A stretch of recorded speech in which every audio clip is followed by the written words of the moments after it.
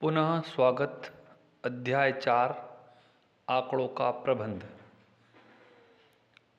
Chapter 4 चालू कर रहे हैं। देखिए आप आंकड़ों का प्रबंधन का, इसमें ये सूत्र काम आएगा। परिसर बराबर उच्चतम प्रेक्षण माइनस न्यूनतम प्रेक्षण, अधिकतम प्रेक्षण या न्यूनतम बोल सकते हैं इसको। माध्य सभी प्रेक्षणों का योग बड़ा प्रेक्षणों की संख्या। ये सभी आपको ध्यान से पढ़ना है। पढ़ने के बाद आगे बढ़ रहे हैं।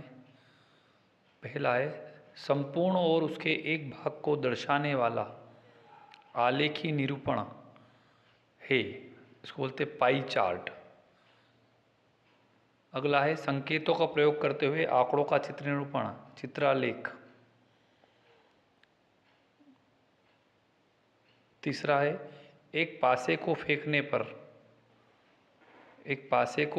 पर या फेंका जाता है तो दो आने की प्रायिकता। पासा सबने देख रखा आपने। आप लोग सांप सीढ़ी खेलते हैं जिसमें 6 फेस होती, 6 फलक होती है। तो जब पासे को फेंकते हैं तो दो उस पर एक बार ही आता है, तो उसके आने की जो है प्रायिकता वो होती है 1/6, क्योंकि दो एक बार आ रहा, हर अंक एक बार ही आएगा। एक भी 1/6, दो भी एक बार 1/6 बार ही आएगा। ठीक है, अब आगे बढ़ रहे हैं। प्रश्न नंबर 4, जब एक सिक्के को उछला जाता है तो चित्र प्राप्त करने की प्रायिकता 1/2। उत्तर में आप लिख देंगे नीचे यहाँ पर 1/2, इस जगह 1/2, ऐसा ऊपर भी लिख देना आप। 5वां क्वेश्चन देखिए।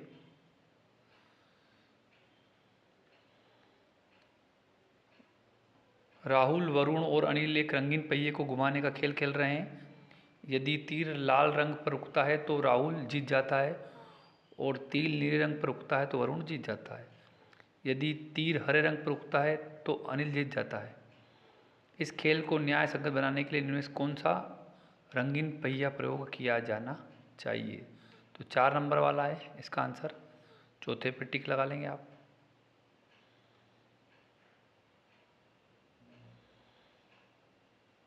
देखिए इसमें पहिए को देख लीजिए ध्यान से, चौथा आंसर आएगा इसका।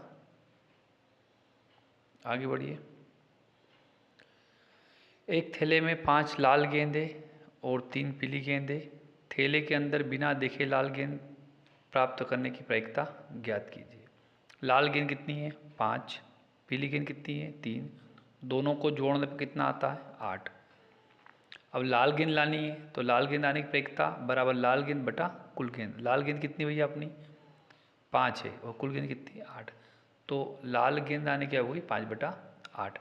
यदि वो प्रश्न में पूछता कि पीली गेंद, तो पीली गेंद 3 आती ऊपर और कुल कितना आता नीचे? 8। तो 3/8 हो जाती है। कितनी आती है? 3/8। ठीक है, अब आगे चलिए। एक पासे को फेंका जाता है तो निम्नलिखित प्रत्येक घटना की प्रायिकता ज्ञात कीजिए। सबने पासा देख रखा है। पासे में कुल 6 परिणाम होते हैं। 1 आता है, 2 आता है, 3 आता है, 4 आता है, 5 आता है और 6 आता है।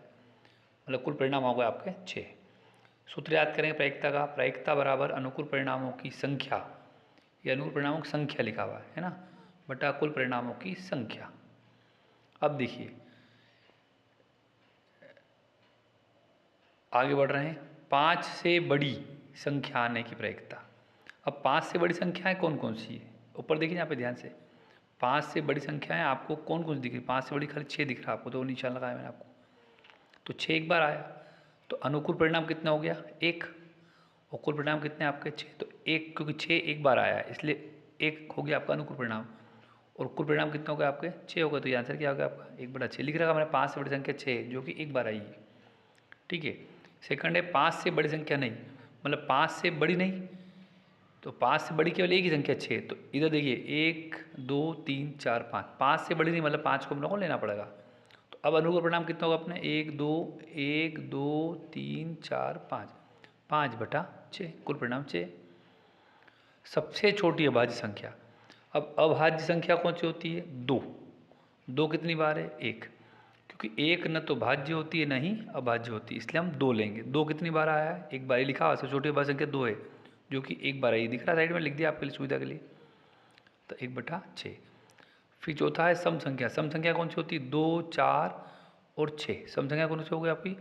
2, 4 और 6। ठीक है, अब 2, 4, 6 कितनी बार आए? 3 बार आए। ये लिखा था साइड में 2, 4, 6 मैंने आपकी सुविधा के लिए। सम संख्या 2, 4, 6 जो 3 बार है, अतः सम संख्या बराबर अनुकूल परिणाम 3 बटा कुल 6। काट देंगे, 3 एकम 3, 3 दूना 6। अब आगे बढ़ेंगे। क्वेश्चन नंबर 8 दंड आलेख देख के करना अपने को। तो पहला प्रश्न है, इस दंड आलेख में क्या सूचना दी गई है? तो देखिए प्रश्न में लिखा हुआ है, निम्न दंड आलेख में अलग अलग शैक्षणिक वर्षों में कक्षा 8वीं के विद्यार्थियों की संख्या दर्शाई गई है। तो उत्तर जाएगा आपका कि मतलब इस दंड आलेख में अलग अलग शैक्षिक वर्षों में कक्षा 8वीं विद्यार्थी संख्या दी गई, दर्शाई गई है। दूसरा प्रश्न क्या है, किस वर्ष में विद्यार्थियों की संख्या सबसे अधिक वृद्धि हुई है? ये ध्यान देने वाली बात है, किस वर्ष में। देखिए आप, किस साल एकदम संख्या बढ़ी है? तो देखिए 2003-4 में 100 थे, 4-5 में 200 को डबल हो गए, 5-6 में 250 हो गए, 6-7 में 300 हो गए।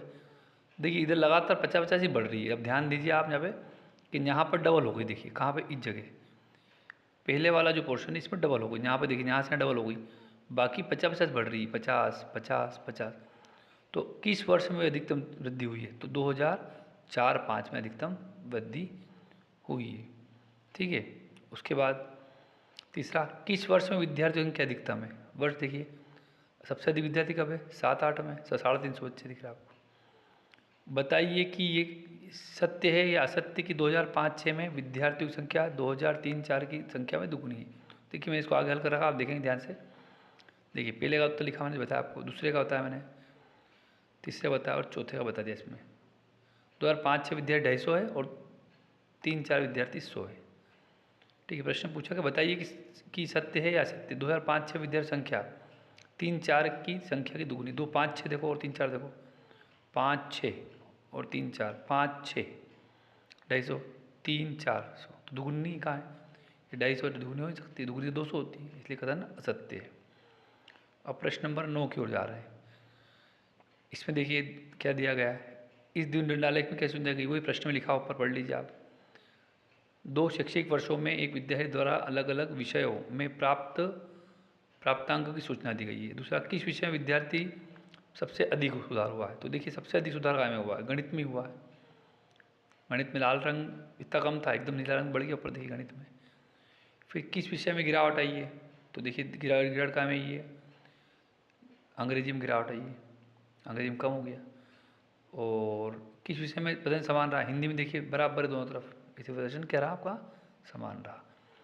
प्रश्न नंबर 10 देखिए, इसके लिए मैंने आपको दंडालेख बनाया, ध्यान से देख लीजिए पूरा।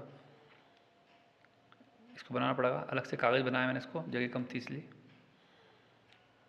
नीचे वर्ष उत्पादन पूरा बनाना इसको। प्रश्न नंबर 11 में देखिए, किसी छात्रावास में विभिन्न भाषाएं बोलने वाले विद्यार्थी संख्या नीचे दी गई है, इन आंकड़ों को पाई चार्ट द्वारा प्रदर्शित कीजिए। पाई चार्ट बनाया है। हिंदी में देखिए 40 विद्यार्थी, योग कितना 90, 40/90 गुण 360, तो 160 डिग्री कोण बनेगा। अंग्रेजी में 25/90, 25 बच्चे अंग्रेजी में है कुल, और टोटल कितने 90, 360 से गुणा इसलिए कर रहे हैं क्योंकि पाई चार्ट में वृत्त होता है। मराठी में कितने हैं? 15, टोटल कितने 90 गुण 360, हल करने पर 60 डिग्री। तमिल में भी 90 गुणा करेंगे 40 डिग्री। अब मैंने हिंदी का जो कोण बनाया है दिख रहा है आपको, हिंदी का वो मैंने बनाया 160 डिग्री का, 160 का दिख रहा है, ये 160 का है। अंग्रेजी का 100 डिग्री का, मराठी का 60 डिग्री का और तमिल का 40 डिग्री। कोण जो बनाया तो सब 360 डिग्री हो गए। सारे कोण जोड़ लो आप, 60, 100, 260, 260 और 40, 300 और 360। देखिए आप आगे बढ़ते हैं क्वेश्चन 12 में। 672 विद्यार्थियों को स्कूल आने के विभिन्न साधनों की पाई चार्ट में दर्शाया गया है। चार्ट देखकर उत्तर दीजिए। कितने विद्यार्थी साइकिल स्कूल जाते हैं? देखिए कुल विद्यार्थी 672, साइकिल से जाने वाले विद्यार्थी को 90 डिग्री पे बने हुए, तो 90/360 गुणित 672 काट दिया। 90 के जीरो से 360 के जीरो काट दिया। 9 के पहाड़े 36 काट दिया, 9 एकम 9, 9 चौक 36, और 4 के पहाड़ से 672 काट दिया, है ना।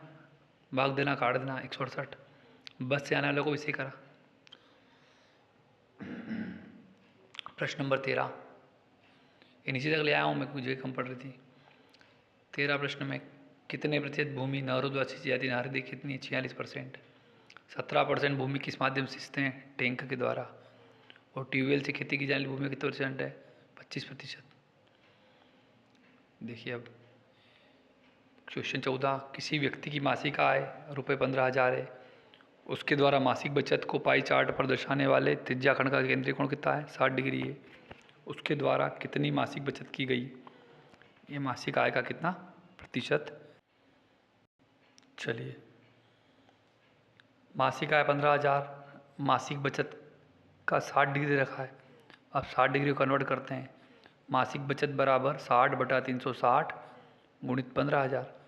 अब यहाँ पर आप सही ढंग से काट लेंगे। देखिए 60 के जीरो से 360 जीरो काट दें, यहाँ पे कैंसिल। 6 कम 6, 6 6 36 और 6 के पाड़े से 15,000 काट देंगे। बचत कितनी आ गई आपकी? 2500 रुपये। और प्रतिशत निकालने के लिए बचत प्रतिशत 2500/15,000 गुणित 100। 2500 क्या है आपकी बचत है और 15,000 आपकी आय है। इसको अपन ने काटा और आखिर में निकाला, 3 से भाग लगा, 16 सहित 2/3%। ये आपकी हो गई मासिक आय का प्रतिशत।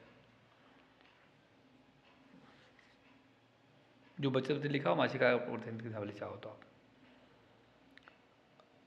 ये देखिए अगला प्रश्न पढ़ने के बाद, स्कूल, खेल, घर पर पढ़ाई, सोने में और अन्य में। तो स्कूल अपन 6 घंटे रहते हैं, खेलते 2 घंटे हैं, घर पढ़ाई 4 घंटे करते हैं और सोने में 8 घंटे और अन्य घंटे 4 घंटे को भिन्न के रूप में कन्वर्ट किया आपने। तो भिन्न की 24 घंटे में 6 घंटे 6/24 काट दिया। 6 कम 6, 6 चौक 24। खेल में 2/24 मतलब 1/12 भिन्न करो। फिर वापिस चाहो तो काटो, नहीं चाहो तो एक ही बात है। यहाँ पर 4/24 से फिर काट दिया 4 से। अगले में 8/24, फिर 8 1 8, 8 24, फिर 4 घंटे का 1/6। अब 360 से भिन्न बोली उसने, 360 से भिन्न। तो 360 से करने के लिए अपने को इसके अंदर व्रत के हिसाब से, व्रत का चौथा भाग 90 डिग्री आ गया, तो 90/360, ये 30/360, ये 60/360, 120/360 और 60/360 रहेगा। ये चैप्टर भी आपका पूरा हो गया है। पूरा ढंग से आप एक बार फिर देख लीजिएगा।